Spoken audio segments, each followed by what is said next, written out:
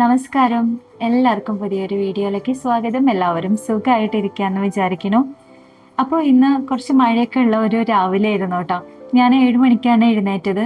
അപ്പോൾ എഴുന്നേറ്റിട്ട് കുറച്ച് നേരം ഒന്ന് ഫോണിൽ എന്തൊക്കെയാണ് സംഭവങ്ങൾ, പുതിയ കമൻസ് വന്നിട്ടുണ്ടോ ഒക്കെ ഒന്ന് വെറുതെ ഒന്ന് നോക്കി, ഒരു സമാധാനം കിട്ടാൻ വേണ്ടി ഒന്ന് ഫോൺ എടുത്ത് നോക്കി. അത് കഴിഞ്ഞ് ഇതേ വന്നിട്ട് ജനാല ഒന്ന് തുറന്നു കേട്ടോ. മഴ എങ്ങനെ എത്രത്തോളം ശക്തിയുണ്ട് മഴയ്ക്ക് എന്ന് അറിയാൻ ജനൽ തുറന്ന് നോക്കിയാൽ തന്നെ മനസ്സിലാവുള്ളൂ. നമ്മളിവിടെ മുകളിലായതുകൊണ്ട് ശരിക്കും മഴവെള്ളം വീഴുന്ന സൗണ്ടൊന്നും അങ്ങോട്ട് ക്ലിയർ ആയിട്ട് കേൾക്കില്ല കേട്ടോ. അപ്പം അതുകൊണ്ട് തന്നെ കണ്ടാൽ മാത്രമേ ശരിക്കും മനസ്സിലാവുള്ളൂ. അപ്പം ചെറിയ ഒരു ചാറ്റൽ മഴ മാത്രമേ ഉള്ളൂ. മഴ ചെറുതായിട്ടിരിക്കുമ്പോൾ കാണാൻ നല്ല ഭംഗിയാണ്. പക്ഷെ കുറച്ച് കൂടുതൽ മഴ പെയ്തു തുടങ്ങിക്കഴിഞ്ഞാൽ എനിക്ക് വല്ലാത്തൊരു അസ്വസ്ഥതയാണ് കേട്ടോ. എന്തോ ഒരു ദുഃഖം ഉള്ളിൽ നിൽക്കണ പോലെയൊക്കെ അങ്ങനെ തോന്നും. അപ്പം ഞാൻ എൻ്റെ രാവിലത്തെ പ്രഭാത കർമ്മങ്ങൾ, കുളി, പല്ലുതേപ്പ് കാര്യങ്ങളൊക്കെ ആയിട്ട് അതിനൊക്കെ വേണ്ടിയിട്ട് അങ്ങനെ കയറി നന്നായി ഫ്രഷായി പിന്നെ അടുക്കളയിലേക്ക് കയറാമെന്ന് വിചാരിച്ചു. തലേ ദിവസം എന്തുണ്ടാക്കണം എന്നുള്ള ചിന്തയൊന്നും ഉണ്ടായിരുന്നില്ല കേട്ടോ. അപ്പോൾ ഞാൻ എന്താ ഉണ്ടായി വെച്ചാൽ രാവിലെ കുറച്ച് നേരം കടല ചൂടുവെള്ളത്തിൽ കുതിർക്കാൻ വെച്ചിട്ടുണ്ടായിരുന്നു, ഒരു അരമണിക്കൂർ നേരം. അപ്പം ആ കടലയാണ് ഇപ്പം വേവിക്കാനായിട്ട് വെക്കുന്നത് കേട്ടോ. അത് കുറച്ച് ഉപ്പും മഞ്ഞൾപ്പൊടിയും കൂടി ചേർത്തിട്ട് അതൊന്ന് കുക്കറിനകത്ത് വേവിക്കാനായിട്ട് വെച്ചേക്കാണ്.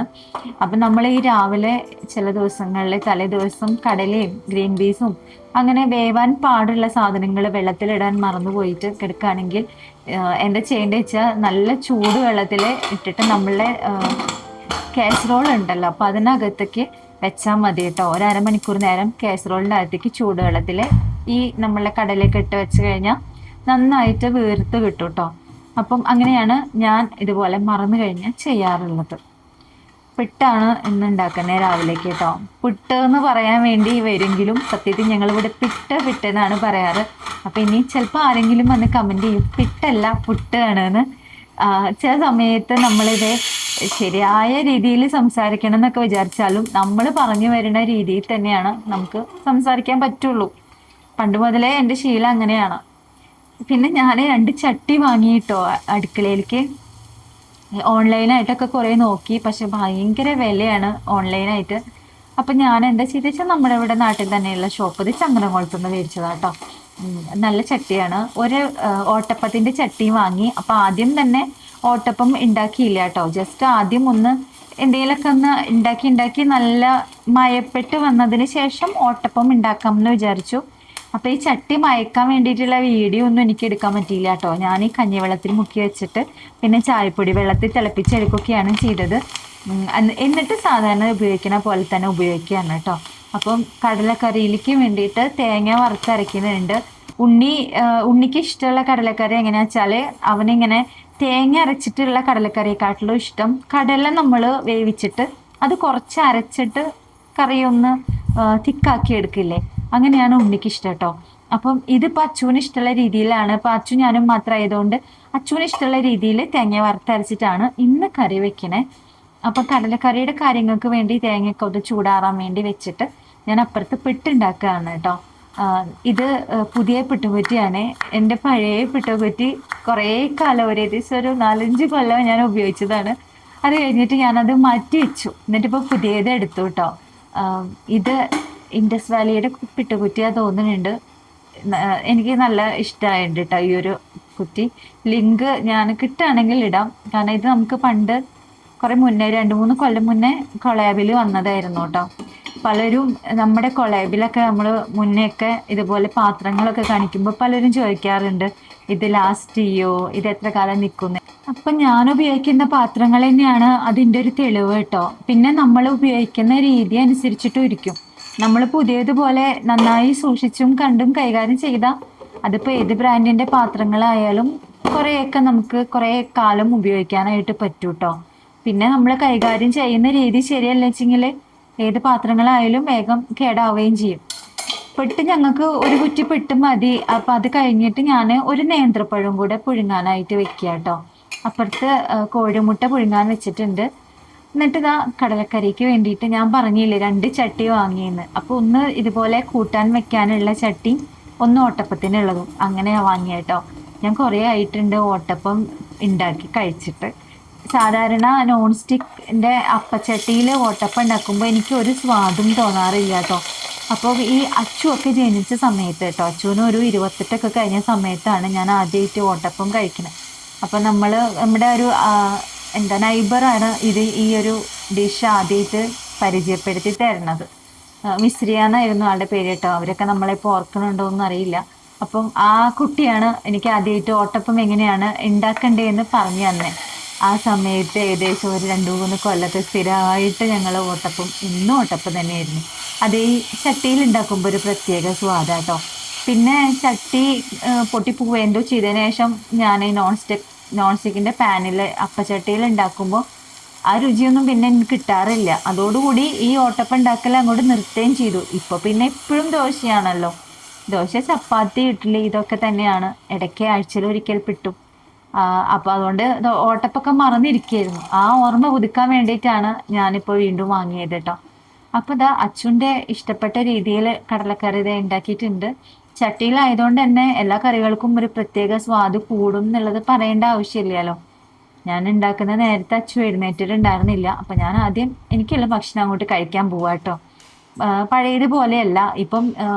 എനിക്ക് ആരും ഭക്ഷണം കഴിക്കാൻ കൂടെ ഇല്ലെങ്കിലും എനിക്ക് വിശന്നാൽ ഞാനെടുത്ത് കഴിക്കും. നമ്മുടെ ശരീരം, നമ്മുടെ ആരോഗ്യം ഇതൊക്കെ മെയിനായിട്ട് ശ്രദ്ധിക്കേണ്ട ഒരു കാര്യമാണല്ലോ.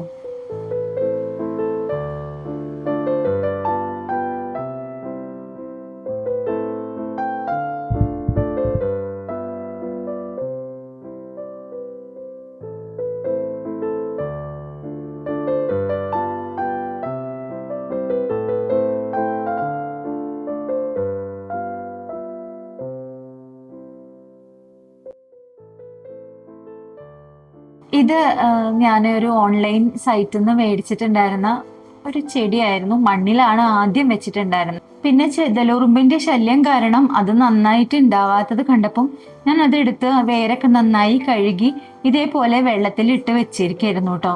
ഞാൻ ഇത് വെള്ളത്തിൽ വെക്കുമ്പോൾ ആകെ ഒരു ലീഫ് മാത്രമേ ഉണ്ടായിരുന്നുള്ളൂ. ഇപ്പതാ ഇത്രയധികം ലീഫൊക്കെ വന്നു കേട്ടോ. അപ്പൊ ഞാൻ ഇപ്രാവശ്യം മണ്ണിന് പകരം ഇത് കൊക്കോപിറ്റാണ്, ഫ്ലിപ്കാർട്ടിൽ നിന്ന് വാങ്ങിയതാണ് കേട്ടോ. അപ്പം ഇപ്പൊ എല്ലാ ചെടികളുടെയും ഒരുവിധമൊക്കെ മണ്ണ് മാറ്റിയിട്ട് ഈ കൊക്കോപീറ്റ് ആണ് ഇപ്പൊ ഇട്ട് കൊടുത്തിട്ടുള്ളത്. അപ്പൊ നമ്മൾ ഈ ചെടിയും കൂടെ ഒന്ന് മണ്ണിലേക്ക് വെക്കുകയാണ് കേട്ടോ. അപ്പം നമുക്കിവിടെ മണ്ണ് കിട്ടാൻ ഭയങ്കര ബുദ്ധിമുട്ടാണ്. കുറേയൊക്കെ ചെടികൾ ഞാനിവിടെ വന്ന സമയത്ത് ഉണ്ടായിരുന്ന കുറേ ചെടികളൊക്കെ എൻ്റെ അടുത്ത് നിന്ന് കേടായി പോയിട്ടുണ്ടായിരുന്നു കേട്ടോ. ഇപ്പോൾ ഉള്ളതൊക്കെ ഈ ഒരു വേനൽക്കാലത്തും ഒരു 4-5 ചെടികൾ കേടായി പോയി. കെയർ ചെയ്യാഞ്ഞിട്ടല്ല, വെള്ളമൊക്കെ കൊടുത്തിട്ടുണ്ട് അത്യാവശ്യം. പിന്നെ എന്താണെന്ന് അറിയില്ല, ഇവിടെ ഭയങ്കര ചൂടായിരുന്നു ആ സമയത്ത്. ചിലപ്പോൾ അതിൻ്റെ ആയിരിക്കാം. ചെടി മാറ്റി വെച്ച് അതിന് വെള്ളം എല്ലാം കൊടുത്ത് അങ്ങനെ തിരിച്ചു പോരാൻ നിൽക്കുമ്പോഴാണ് കൊറിയർ വന്നത് കേട്ടോ. 3-4 ദിവസമായിട്ട് ഞാനിങ്ങനെ വെയിറ്റ് ചെയ്തിരിക്കുകയായിരുന്നു. ഞാൻ ഒരു കുഞ്ഞ് ടേബിളും പിന്നെ ഒരു ചെറിയൊരു പ്ലാന്റും കൂടി ആമസോണിൽ നിന്ന് ഓർഡർ കൊടുത്തതാണ്. എനിക്ക് ഇങ്ങനത്തെ സംഭവങ്ങളൊക്കെ ഭയങ്കര ഇഷ്ടമാണ് കേട്ടോ. നമ്മുടെ വീഡിയോന്റെ ബാക്ക്ഗ്രൗണ്ട് എപ്പോഴും ബ്ലാങ്ക് ആയിട്ടല്ലേ ഇരിക്കുക. അപ്പം അതിന്റെ പിറകിൽ എന്തെങ്കിലും ഒന്ന് ഭംഗിയിൽ വെക്കണം എന്ന് കുറെ കാലമായിട്ട് വിചാരിക്കുന്നു. ചില സമയത്തൊക്കെ ഇങ്ങനെ ആഗ്രഹങ്ങൾ മാത്രമാക്കി വെക്കും, പക്ഷെ ഒന്നും നടക്കാറില്ല. ഇപ്രാവശ്യം എന്തായാലും സെയിലൊക്കെ വന്നപ്പം ഞാൻ കണ്ടും പൂട്ടി വാങ്ങിയതാണ് ഈ ടേബിൾ കേട്ടോ. ഞാൻ ഓർഡർ കൊടുത്തപ്പം കുറച്ചുകൂടെ വലുതാണ് വരികയെന്ന് പ്രതീക്ഷിച്ചേ, പക്ഷെ ഇത് നല്ലോണം ചെറുതായി പോയി.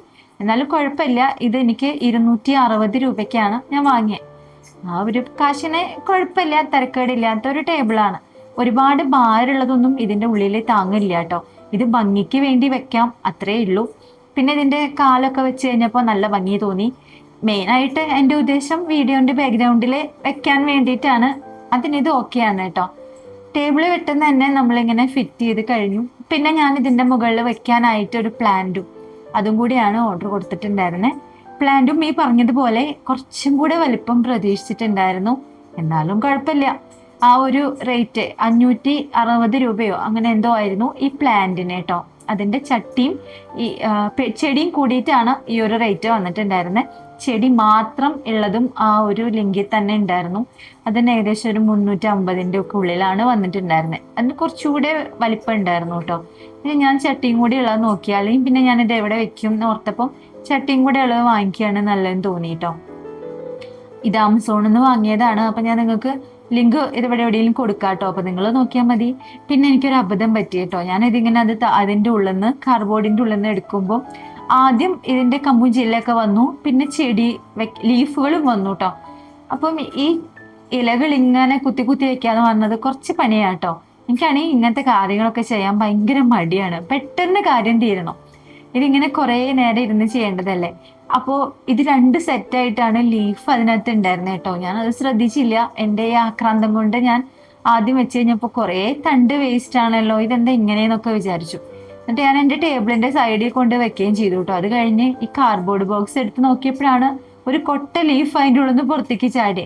എന്നിട്ട് അതെല്ലാം കൂടി രണ്ടാമത് കൊണ്ടുപോയിട്ട് വീണ്ടും സെറ്റ് ചെയ്ത് വെച്ചു.